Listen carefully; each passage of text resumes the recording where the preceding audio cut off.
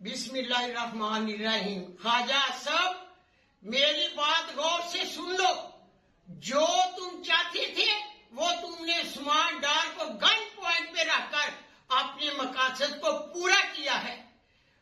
سیاست عثمان ڈار نے چھوڑی ہے، اس کی والدہ نے نہیں۔ اب تیرا مقابلہ میں کروں گی سیاست میں، اور میرا چیلنج ہے تمہیں کہ تم میدان میں آؤ اور دیکھو کہ تمہارے شیر کا میں کیا اثر کرتی ہوں۔ تم نے جو تم چاہتے تھے وہ تو نے تو کر دیا ہے۔ میرا پہلے بھی ویڈیو پیغام تھا کہ میں عمران کے ساتھ ڈٹی ہوئی ہوں اور ڈٹی رہوں گی، سیاست میں نے نہیں چھوڑی۔ اب میدان میں آؤ تو دیکھو کیا ہوتا ہے۔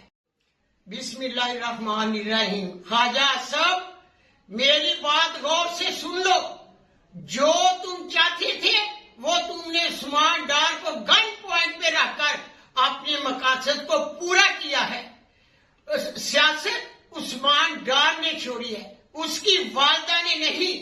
اب تیرا مقابلہ میں کروں گی سیاست میں، اور میرا چیلنج ہے تمہیں کہ تم میدان میں آؤ اور دیکھو کہ تمہارے شیر کا میں کیا اثر کرتی ہوں۔